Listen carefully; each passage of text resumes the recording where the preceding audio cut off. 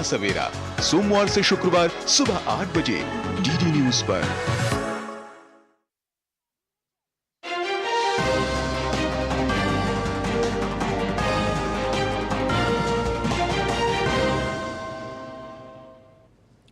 नमस्कार, आप देख रहे हैं डीडी न्यूज। आपके साथ मैं हूं गौरव श्रीवास्तव। तो चलिए बुलेटिन की शुरुआत करते हैं, लेकिन सबसे पहले नजर इस वक्त की हेडलाइंस पर। प्रधानमंत्री नरेंद्र मोदी नाइजीरिया के सफल दौरे के बाद ब्राजील के लिए रवाना। 18 से 19 नवंबर के बीच रियो डी जेनेरियो में होने वाले G20 शिखर सम्मेलन में करेंगे शिरकत।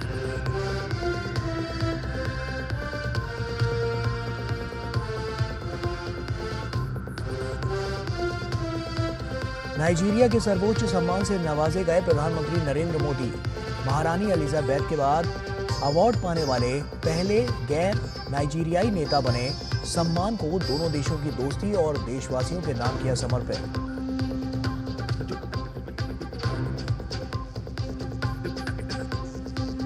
भारत और नाइजीरिया के बीच कई क्षेत्रों में सहयोग पर बनी सहमति। प्रधानमंत्री मोदी और राष्ट्रपति तिनुबू के बीच प्रतिनिधिमंडल स्तर की वार्ता। प्रधानमंत्री मोदी ने अबुजा में भारतीय समुदाय को किया संबोधित।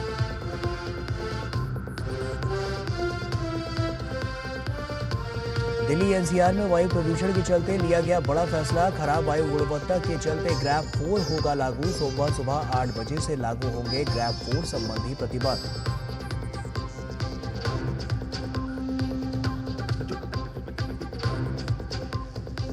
अंतिम चरण में चुनावी समर। महाराष्ट्र में शिवराज सिंह चौहान, प्रियंका गांधी, तो झारखंड में जेपी नड्डा समेत दूसरे नेताओं ने अपनी अपनी पार्टी के पक्ष में किया प्रचार।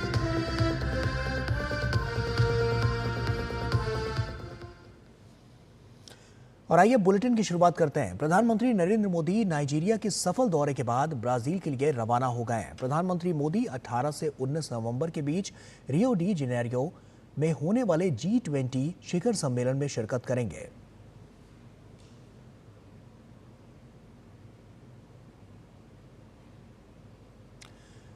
तो बेहद सफल दौरा प्रधानमंत्री नरेंद्र मोदी का नाइजीरिया का, और इसके बाद अब ब्राजील के लिए वो रवाना हो चुके हैं। ऐसे में ब्राजील जब पहुंचेंगे तो वहां पर काफ़ी महत्वपूर्ण पूरा कार्यक्रम रखा गया है। G20 शिखर सम्मेलन, जो कि हम देख रहे हैं कि पूरी दुनिया की नज़रें उस पर टिकी हुई, और ऐसे में ये दौरा काफ़ी महत्वपूर्ण, और इसी के साथ नाइजीरिया का जो दौरा था वो बेहद सफल माना गया है।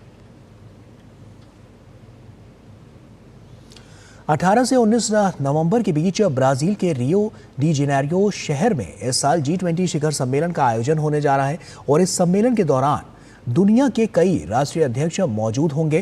प्रधानमंत्री नरेंद्र मोदी भी इस शिखर सम्मेलन में शामिल होने के लिए ब्राजील जाएंगे। और आइए अब जानते हैं कि G20 से जुड़ी सारी जो अहम बातें हैं वो इस खास रिपोर्ट के जरिए आप तक पहुंचाते हैं। G20 अपने नाम से ही साफ है कि ये 20 देशों का एक समूह है। साल 1999 में जब एशिया में आर्थिक संकट आया था, तब तमाम देशों के वित्त मंत्रियों और सेंट्रल बैंक के गवर्नरों ने मिलकर एक फोरम बनाने की सोच, जहां पर ग्लोबल इकोनॉमिक और फाइनेंशियल मुद्दों पर चर्चा की जा सके। कुछ साल बाद 2007 में पूरी दुनिया पर आर्थिक मंदी का साया मंडरा रहा था।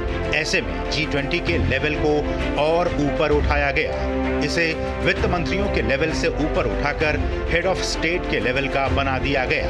यानी इस बैठक में अब तमाम देशों के राष्ट्राध्यक्ष हिस्सा लेंगे।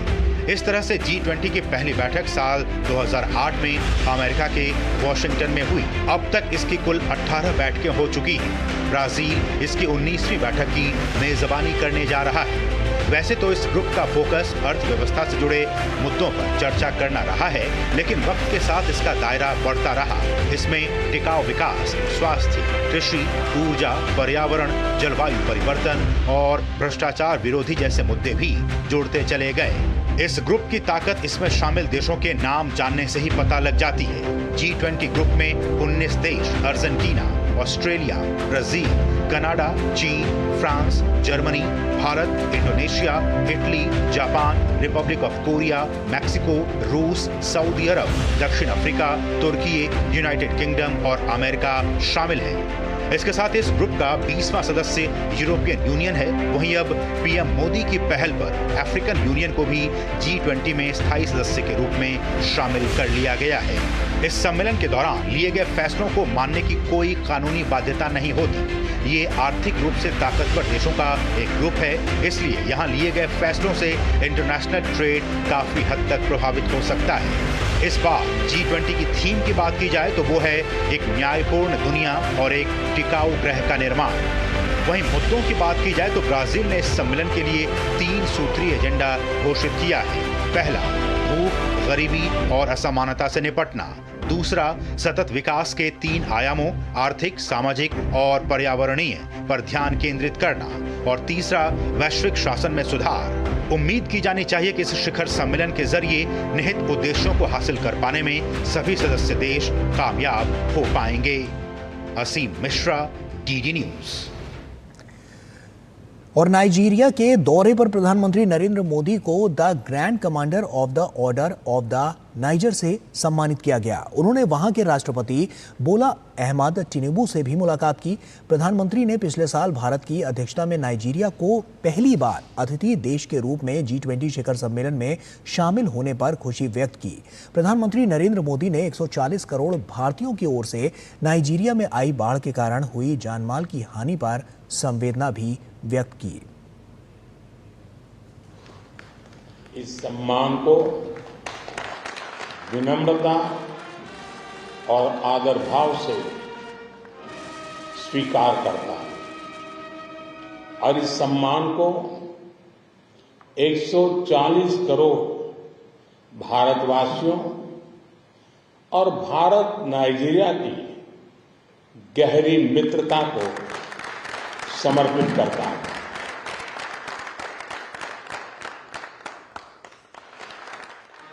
प्रधानमंत्री नरेंद्र मोदी नाइजीरिया में वहां के राष्ट्रीय सम्मान the grand commander of the order of the niger से नवाजे गए। पीएम मोदी क्वीन एलिजाबेथ के बाद दुनिया की दूसरी बड़ी हस्ती हैं जिन्हें ये सम्मान मिला है। इससे पहले दोनों देशों के बीच कई अहम समझौता पत्रों का आदान प्रदान किया गया, जिनमें संस्कृति, कस्टम और सर्वे क्षेत्र में सहयोग बढ़ाने का प्रावधान है। दोनों देशों के बीच प्रतिनिधिमंडल स्तर की बातचीत हुई, जिसमें रणनीतिक साझेदारी को उच्च प्राथमिकता पर रखा गया। नाइजीरिया के साथ अपनी स्ट्रेटेजिक पार्टनरशिप को हम उच्च प्राथमिकता देते हैं। रक्षा, ऊर्जा, आर्थिक विषय, टेक्नोलॉजी, हेल्थ, एजुकेशन, कल्चर जैसे कई क्षेत्र ऐसे हैं में हमारा सहयोग मजबूत है और अनेक नई संभावनाएं भी हमारे इस संबंधों में जुड़ी हुई है। प्रधानमंत्री नरेंद्र मोदी ने कहा कि रक्षा, ऊर्जा, प्रौद्योगिकी, व्यापार, स्वास्थ्य, शिक्षा और अन्य क्षेत्रों में संबंधों के और भी अधिक फलने फूलने की अपार संभावनाएं हैं। उन्होंने कहा कि आतंकवाद, अलगाववाद, पायरेसी और ड्रग्स की तस्करी के खिलाफ दोनों देश मिलकर काम करते रहेंगे। मुझे विश्वास है कि आज की हमारी वार्ता से हमारे संबंधों में नया अध्याय जुड़ेगा और हम मिलकर वैश्विक स्तर पर ग्लोबल साउथ की प्राथमिकताओं को उजागर करते रहेंगे और हमारे संयुक्त प्रयासों से सफलता भी मिलेगी। इससे पहले प्रधानमंत्री नरेंद्र मोदी का राष्ट्रपति आवास पर भव्य स्वागत किया गया। उन्हें इस दौरान गार्ड ऑफ ऑनर भी दिया गया।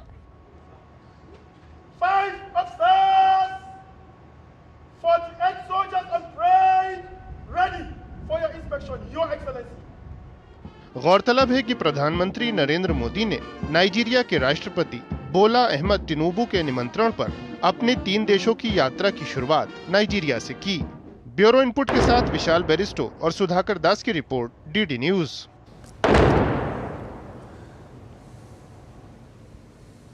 और प्रधानमंत्री नरेंद्र मोदी ने अबुजा में भारतीय समुदाय को संबोधित किया। प्रधानमंत्री ने दोनों देशों की मित्रता और नाइजीरिया के विकास में भारतीय समुदाय के योगदान को सराहा। प्रधानमंत्री ने कहा कि भारत ने हमेशा अंतर्राष्ट्रीय मंच पर अफ्रीका के हितों और सरोकारों की आवाज उठाई है। पिछले 5 साल में ही हमने अफ्रीका में 18 नई एम्बेसी शुरू की है।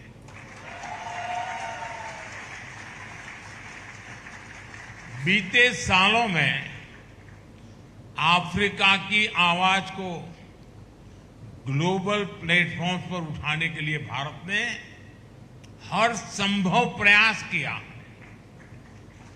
इसका एक शानदार उदाहरण तो आपने पिछले साल ही देखा है, जब भारत को पहली बार G20 की प्रेसिडेंसी मिली तो हमने अफ्रीकन यूनियन को परमानेंट मेंबर बनाने के लिए पूरा जोर लगा दिया और भारत को उसमें सफलता भी मिली। और प्रधानमंत्री ने भारत की विकास यात्रा का जिक्र किया। प्रधानमंत्री ने कहा कि कंफर्ट जोन को छोड़कर नए रास्ते बनाना आज भारत का मिजाज बन चुका है। प्रधानमंत्री ने विभिन्न क्षेत्रों में हो रही प्रगति का भी उल्लेख किया। 10 वर्ष में हमारा मोबाइल फोन एक्सपोर्ट 75 टाइम 75 गुना से अधिक हो गया है। इन्हीं 10 सालों में भारत का डिफेंस एक्सपोर्ट ये करीब करीब 30 गुना बढ़ गया है। आज हम दुनिया के 100 से ज्यादा देशों को डिफेंस इक्विपमेंट एक्सपोर्ट कर रहे हैं।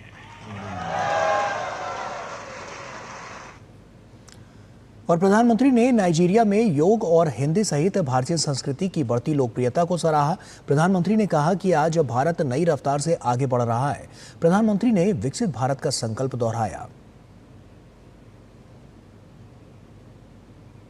10 सालों में भारत की इकोनॉमी का साइज 2 गुना हो गया है, डबल। आज भारत दुनिया की 5वीं सबसे बड़ी अर्थव्यवस्था है। याद रहेगा ना कितनी?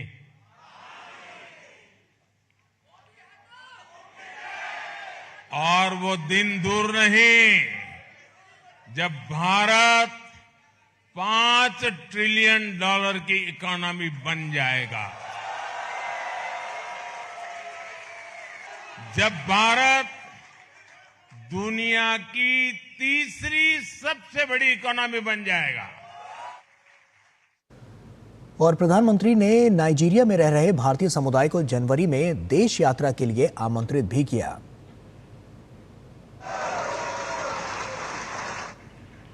अगले वर्ष जनवरी में भारत में अनेक उत्सव एक साथ आने वाले हैं। जनवरी महीने में हर वर्ष हम 26 जनवरी को रिपब्लिक डे के रूप में मनाते हैं दिल्ली में, देश में। जनवरी महीने के दूसरे हफ्ते में प्रवासी भारतीय दिवस भी मनाया जा रहा है। और इस बार ये प्रवासी भारतीय दिवस भगवान जगन्नाथ जी के चरणों में उड़ीसा की धरती पर होने वाला है। इसमें पूरी दुनिया से आप जैसे साथी भारत में जुटने वाले हैं। अगले साल 13 जनवरी से 26 फरवरी तक 45 दिन प्रयागराज में महाकुंभ भी होने जा रहा है। भारत आने की इतनी सारी वजह है, एक साफ है। एक बड़ा ही सुखद संयोग आपके लिए बना हुआ है। आप इस दौरान भारत आएं, अपने बच्चों को भारत लाएं और जो नाइजीरियन दोस्त भी है उनको भी साथ लाएं। और वक्त यहां पर एक छोटे से ब्रेक का है, जल्द हाजिर होते हैं।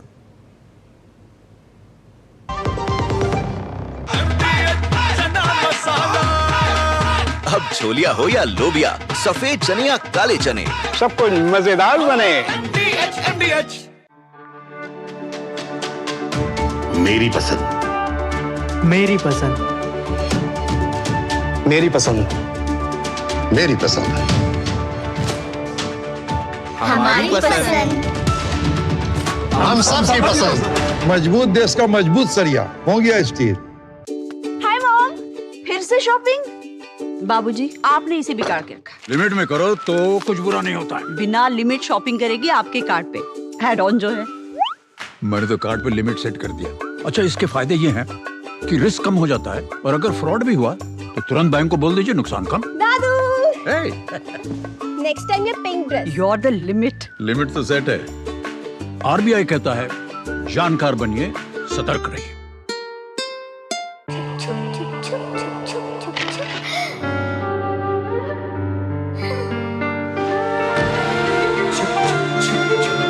आ जाओ। Yes papa. जिंदगी किसी के लिए नहीं रुकती, हम भी आपको कहां रुकने देंगे।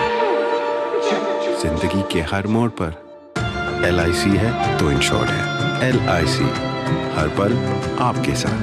अब आया असली स्वाद। अब आया स्वाद। जब स्वाद के पड़े हो लाले तो MDH का चंकी चाट मसाला डालें। MDH का चंकी चाट मसाला। MDH। ब्रेक के बाद एक बार फिर से आप सभी का स्वागत है। केंद्रीय गृह मंत्री अमित शाह ने रविवार को दिल्ली में वरिष्ठ अधिकारियों के साथ बैठक की। बैठक में अधिकारियों के साथ मणिपुर की सुरक्षा स्थिति की समीक्षा की। वो सोमवार को एक बार फिर इस मुद्दे पर विस्तृत बैठक करेंगे।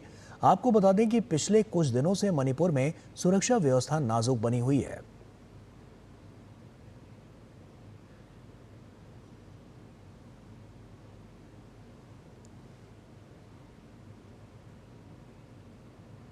और वहीं मणिपुर में नेशनल पीपल्स पार्टी ने एन वीरेंद्र सिंह के नेतृत्व वाली भाजपा सरकार से अपना समर्थन वापस ले लिया है।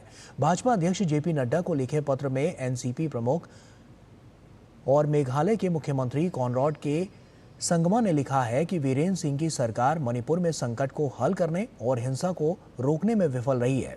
इसलिए वर्तमान स्थिति को ध्यान में रखते हुए नेशनल पीपल्स पार्टी ने मणिपुर राज्य में बीरेन सिंह के नेतृत्व वाली सरकार से अपना समर्थन तत्काल प्रभाव से वापस लेने का निर्णय लिया है।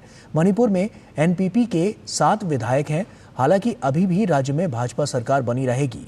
60 सदस्यीय मणिपुर विधानसभा में बीजेपी के पास अभी भी बहुमत है। भाजपा के पास फिलहाल 37 सीटें हैं, जो बहुमत के लिए 31 से अधिक हैं।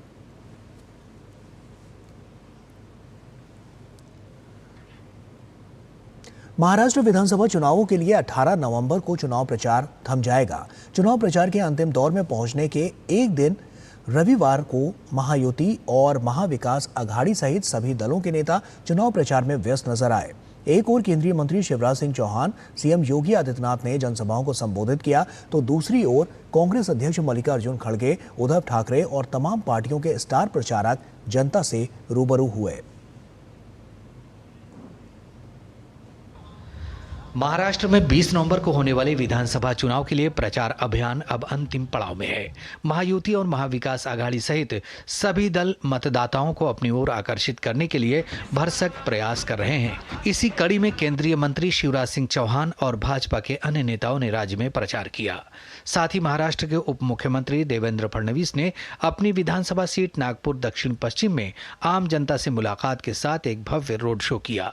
वहीं उत्तर प्रदेश के मुख्यमंत्री और वरिष्ठ भाजपा नेता योगी आदित्यनाथ ने कोल्हापुर में, जबकि उत्तराखंड के मुख्यमंत्री पुष्कर सिंह धामी ने ठाणे में जनता के बीच रूबरू होकर अपनी बात रखी। इन नेताओं ने राज्य में महायुति को मिल रहे जन समर्थन का जिक्र करने के साथ ही विपक्ष और कांग्रेस को जमकर निशाना बनाया। माझी लाड़की बहन योजना,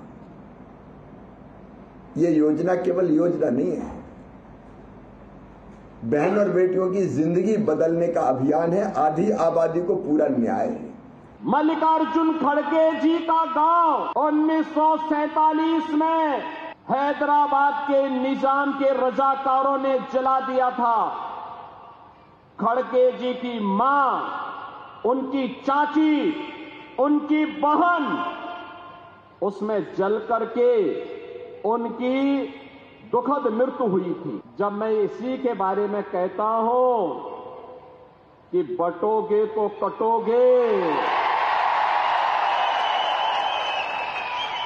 तो खड़गे जी को बुरा लगने लगता है। हर वर्ग, हर समुदाय, हर समाज आगे आकर यहाँ पर डबल इंजन की सरकार बनाएगा और भारी बहुमत से इस बार ऐतिहासिक जीत होगी यहाँ। कांग्रेस अध्यक्ष मल्लिकार्जुन खड़गे ने नागपुर में एक जनसभा को संबोधित करते हुए दावा किया कि महाराष्ट्र की प्रगति में कांग्रेस का बहुत बड़ा योगदान है। कांग्रेस महासचिव प्रियंका गांधी वाड्रा ने भी नागपुर में रोड शो किया। जब यशवंतराव चौहान थे, पंडित जवाहरलाल नेहरू थे, उन्होंने कितनी इंडस्ट्रीज लाई, नागपुर में भी, नासिक में भी, पुणे में भी, हर जगह हमारे लोग काम किए। और हमको आप बोलते हैं 70 साल में कांग्रेस ने क्या किया। महाविकास आघाड़ी बहुमत के साथ सरकार बनाएगी। महाराष्ट्र के लोग मन बना चुके हैं कि उनको एक साफ पारदर्शी सरकार चाहिए। इस बीच शिवसेना यूबीटी प्रमुख उद्धव ठाकरे ने पालघर और बोईसर में महाराष्ट्र स्वाभिमान सभा के नाम से जनसभाएं की। वहीं एनसीपी के दोनों धड़ों के साथ मुख्यमंत्री एकनाथ शिंदे और राज्य में अन्य पार्टियों के नेताओं ने भी चुनाव प्रचार में एड़ी चोटी का जोर लगाया। अब देखना होगा कि जनादेश किसके साथ होता है। Bureau report, DD news.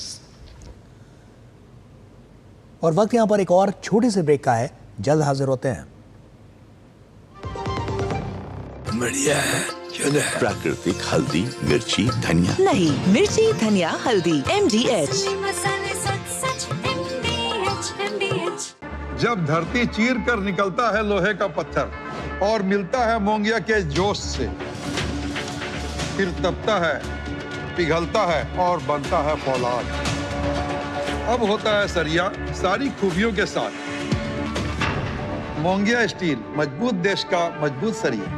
Goldy मसाले के 100 ग्राम के स्पेशल पैक्स में फ्रेशनेस लॉक है। ऐसे गोल्डी मसाले जहां जाएं रिश्ते बनाएं। ब्रेक के बाद एक बार फिर से आप सभी का स्वागत है। देश की राजधानी दिल्ली और आसपास के इलाकों में एयर पॉल्यूशन की गंभीर स्थिति ने लोगों की हालत खराब कर रखी है। दिल्ली का एयर क्वालिटी इंडेक्स यानी AQI पिछले कुछ दिनों से लगातार 400 के ऊपर बना हुआ है। हालात की गंभीरता को देखते हुए दिल्ली सरकार ने सोमवार यानी कि 18 नवंबर से ग्रैब 4 को लागू करने का निर्णय किया है। आपको बता दें कि ग्रैब 4 तब शुरू होता है जब AQI 450 से अधिक हो जाता है। ग्रैब 4 प्रतिबंध के अंतर्गत दिल्ली में ट्रकों के प्रवेश पर प्रतिबंध रहेगा। हालांकि आवश्यक सेवाओं में लगे ट्रकों को छूट रहेगी। दिल्ली NCR में ग्रैब 4 लागू होने के बाद जरूरी सेवाओं, CNG इलेक्ट्रिक ट्रकों को छोड़कर अन्य सभी ट्रकों की एंट्री पर रोक रहेगी। दिल्ली में रजिस्टर्ड डीजल 4 और उससे कम क्षमता वाले डीजल से चलने वाले MGV वाहन और भारी माल वाहन के चलने पर सख्त प्रतिबंध रहेगा। इसके साथ ही प्राइमरी स्कूल के अलावा क्लास 6 के ऊपर भी स्कूलों को बंद किया जाएगा। सरकारी और प्राइवेट ऑफिस 50% क्षमता के साथ चल सकते हैं। ऑफिस अपने कर्मचारियों के लिए वर्क फ्रॉम होम का फैसला ले सकते हैं। सरकार कॉलेज और अन्य शैक्षणिक संस्थान बंद कर सकती है। इसके अलावा गैर आपातकालीन व्यावसायिक गतिविधियों को भी बंद कर सकती है। राज्य सरकारें प्रदूषण को देखते हुए सड़कों पर इवन ऑड के आधार पर निजी वाहनों के संचालन पर निर्णय ले सकती है।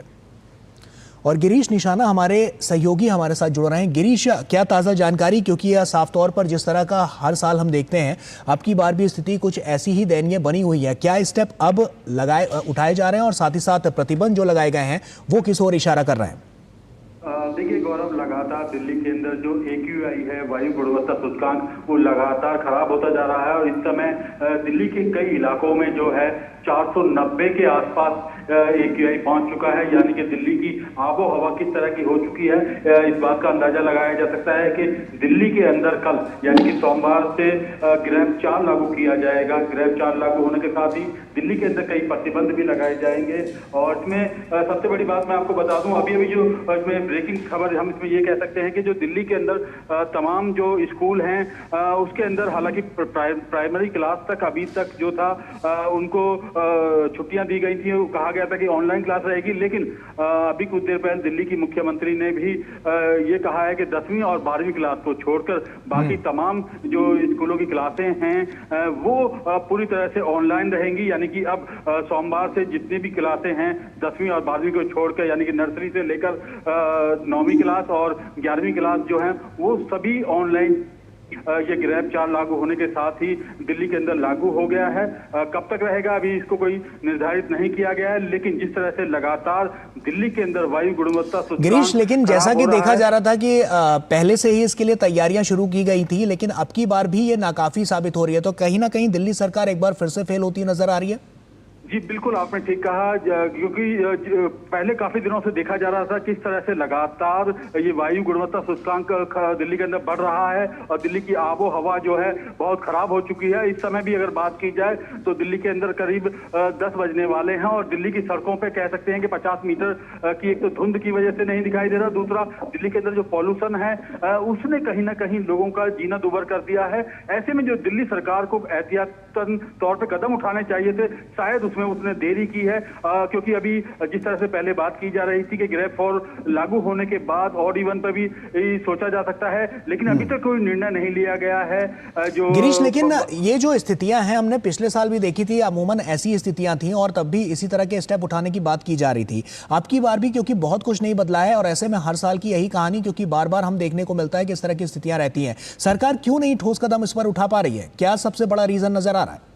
देखिए, अभी तक मैं आपको बता दूं, क्योंकि इसका एक वजह यह है क्योंकि जिस तरह से जो दिल्ली में आम आदमी पार्टी की सरकार पर सवालिया निशान लगे हुए हैं, जिसका जीता जागता उदाहरण आज जो है दिल्ली के ट्रांसपोर्ट मिनिस्टर कैलाश गहलोत ने अपना इस्तीफा देकर साफ कर दिया है कि जो दिल्ली की सरकार है, जो आम आदमी पार्टी की सरकार है, वो कहीं ना कहीं राजनीतिक उसमें घुसी हुई है, केंद्र सरकार पर ताना कस रही है, उस पर आरोप लगा रही है, लेकिन वो खुद दिल्ली में कुछ नहीं कर रही। चाहे यमुना की बात हो, यमुना की स्वच्छता की बात हो, चाहे दिल्ली में वायु प्रदूषण की बात होता, बाकी अन्य चीजें भी हैं, तो कहीं ना कहीं जो कैलाश गहलोत ने आज इस्तीफा दिया है उससे स्पष्ट हो गया है कि दिल्ली की सरकार में सब कुछ इस समय ठीक नहीं चल रहा।